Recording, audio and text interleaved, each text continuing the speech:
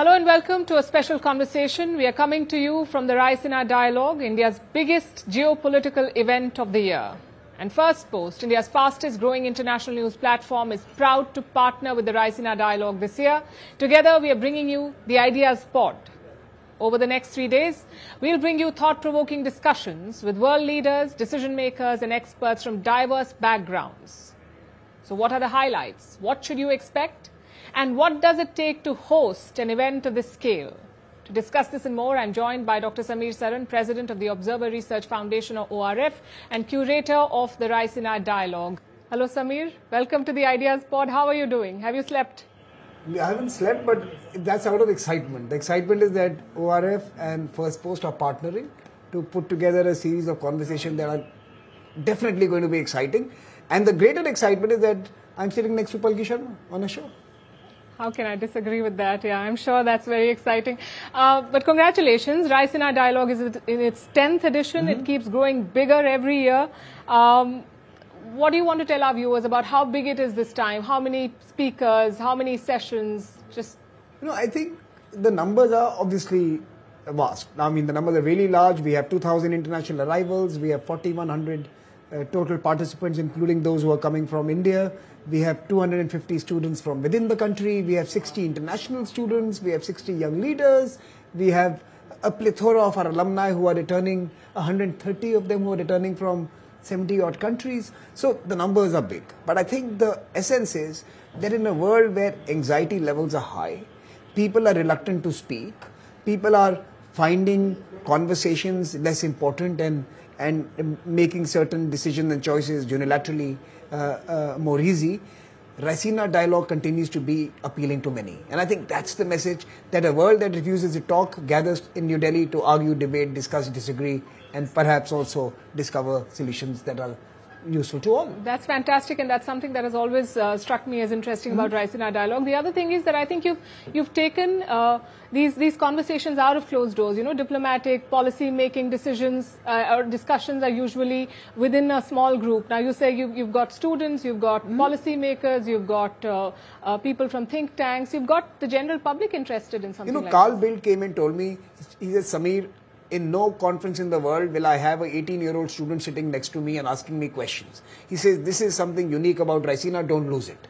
So I have doubled down, and we earlier used to have 100 students coming in. This year it's going to be nearly 300. And this time we've gone down, we've traveled as far as perhaps Peru and Papua New Guinea to get students from there. But also within India, we did hackathons that covered 90 institutions, colleges and universities in many cities in India, small towns in India. And we have got people from there. Their lives depend on policies as much as ours do. They are perhaps going to inherit the world which is written by others, so they need to be writing the order themselves now, and we need to bring them into the room. I think that's fantastic, and that's something that was said of India's G20 leadership as well, that we did something called Jan Bhagidari. We got everybody into the conversation. You've been doing it for 10 years. Here at the Ideas Pod, we are hosting more than 30 sessions. We are excited about all of them, but which one conversation excites you personally the most, or are you looking forward to? Palki and the Ukraine minister is a good conversation. The conversation with the IAEA chief, nuclear proliferation is now just waiting to rear its ugly head all over. I think that's a second good conversation. I like the few conversations on Taiwan and China, which are really important. But I also like the conversation on the transatlantic relationship. Yeah. And I think that, if someone was to ask me which are the 3 difficult relationships, the third difficult would be EU and Russia. The second difficult would be US and China. But the most difficult relationship today is US and Europe. That is the most difficult bilateral relationship. It is going through complete churn. They are friends. They disagree dramatically. They don't have channels to make peace when you disagree, right? They were always in agreement. For the first time, 2 largely similar countries are placed in opposition on key questions. They don't have the channels to smoothen the rough edges here. You put it so well, and I'm so glad that you're not a journalist. Otherwise, we would have a competitor in you. So very good to be collaborating with you. I think one of the conversations we're looking forward to is the one that you're going to have tomorrow morning with the New Zealand Prime Minister, who's also the chief guest. What do you plan to ask him, if I may? Look, I really want to ask him about maybe 3 things. One is that, and for me that is really important. For me, he has announced his Indo-Pacific initiative, which he wants to really steer and be part of. Now, there's an opportunity here. In the westernmost flanks of the Indo-Pacific, you have these cluster of cities, Dubai, Doha, Abu Dhabi, Riyadh, which are becoming dynamos that are actually spreading growth all over. In the middle of the Indo-Pacific, you have the traditional and some new centers such as Bangalore, Bombay, Singapore, and a few others in Bangkok. And they're all dynamos also, creating the ripple effects all around. The eastern flank is empty. The eastern flank of the Indo-Pacific does not have this innovation hub. You have to travel to San Francisco and Los Angeles to discover that. Yeah. There is this grey zone, the black space, which Auckland, Sydney, and other cities could fill. Does New Zealand have the ambition? And by the way, they are big hearts, right? They are a small country with big hearts. See the cricket team, right? Yeah. Do they have that heart to really become a dynamo of the Indo-Pacific, or are they happy being a Pacific island? And I think that's the reimagination of New Zealand that is required in the leadership. I really want to ask him about the future of New Zealand and how do they position themselves in the world that is so different today. That sounds like a very interesting conversation, something our viewers should not miss. But I want to ask you, if Donald Trump were to be visiting Raisina, what would you ask him? Look, the good thing about Donald Trump is that you can ask him anything, but he has a message that he will share. Yeah, and he can say anything. And he will share that message. He can say anything he wants to. And for someone like him, my advice to all journalists is that put a few words out there and then get out of the way. He will do the rest for you. He is someone who has, perfected the art of ignoring the question and focusing on the response that he wants to give. Like my professor used to tell me in college, questions are guaranteed, answers are not. If you are a journalist, you will not get the answer you want from Donald Trump. Donald Trump has the answer that he wants to give to you. Now, either be smart enough to get the question that relates to it, or keep it open-ended and let him say what he wants to say. Thanks to him, there's never a dull day as chroniclers of history and news we see. But if you could call one leader from history to the Raisina Dialogue, who would you want to talk to? Look, I think there are 3 or 4 really influential leaders. And I'm obviously not going to, I'm going to stay away from the Indian landscape. And there are many in India itself. But if you look at the international leaders who have truly been a part of our lives as we were growing up, right? Some would be from the non-aligned days, when we were celebrating non-alignment. So you had the Nasser Tito and Yasser Arafat and some others who were really the heroes of our young. So clearly, maybe some of those, and thinking about their project in the 21st century, asking them to look back and reflect on the world they wanted versus where we are. That would be a great conversation, to ask them to reflect on the journey of the world. That would be one.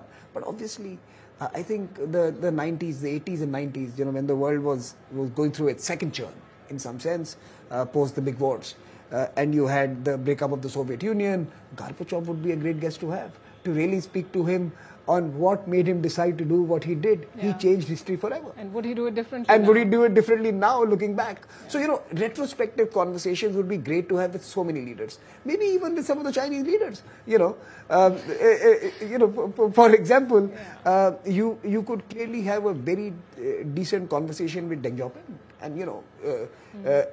was he in many ways committed to that project that all of us now give him credit for? Or was it an accidental, destination of a journey that was supposed to be different? That's again a good conversation to have with someone like him, for example. That's a lot of food for thought.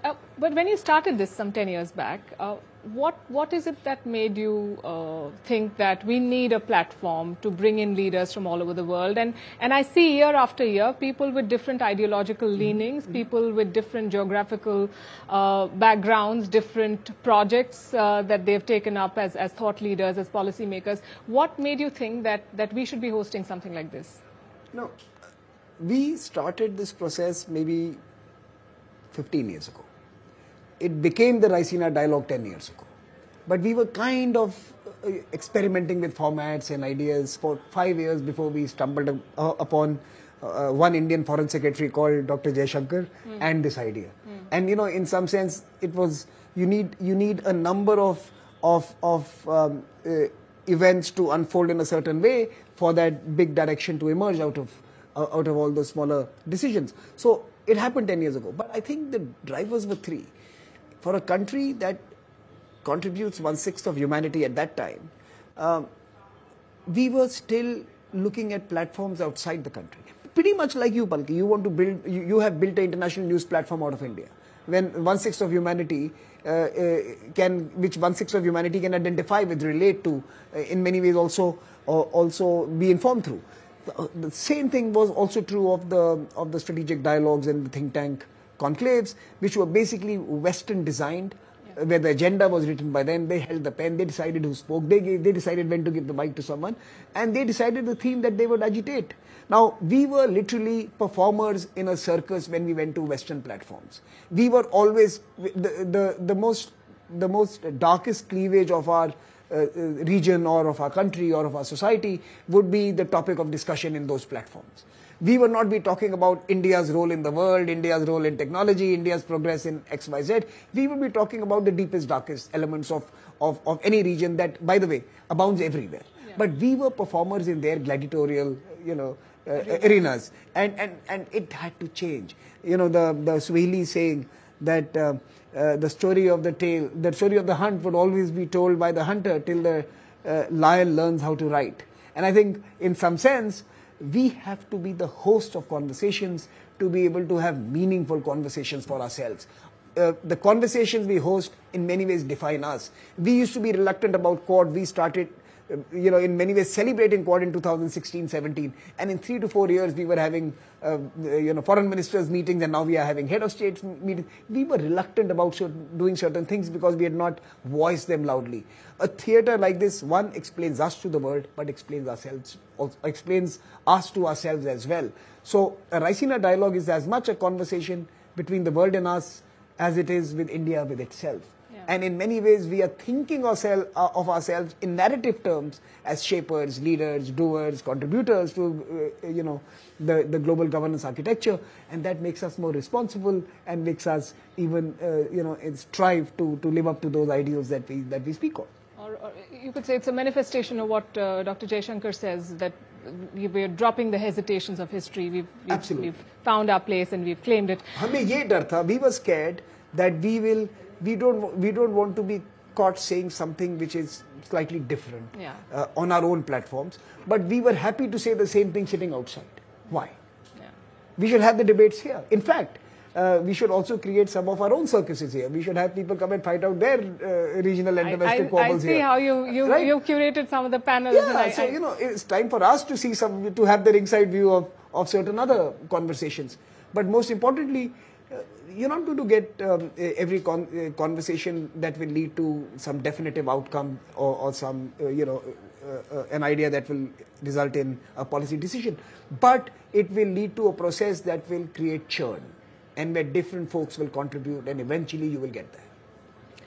I have seen the big charts that you furiously write on, but do you want to tell our audience what does it take to pull off a summit of this magnitude with so many players, so many egos to manage, so much logistical challenge? It takes 20 committed team members who are willing to forego their personal lives for a longest period. Have they heard of work-life balance? Burnout? I'm telling you, I have heard of it, and I'm still trying to discover it. But my work, I would do for free. My idea here is that you find those 20 committed people. You're not putting them in prison. You're not recruiting them through some mass recruitment scheme. You are finding those 20 people who want to create conversations for the world, who want to shape a future through words and dialogue, who are invested in building communities of affinity or of similarity or of same purpose. So it is not about work here. It's about the passion here. Do you breathe dialogue? Do you breathe community? Do you breathe governance? And if you find those people who breathe all of that, start working with them.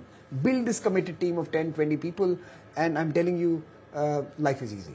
But when we started, we were 2 or 3 people, and that was a journey. So, someday we'll talk about it, but not today. Today, the team is fantastic. We have 2,000 folks, 131 countries.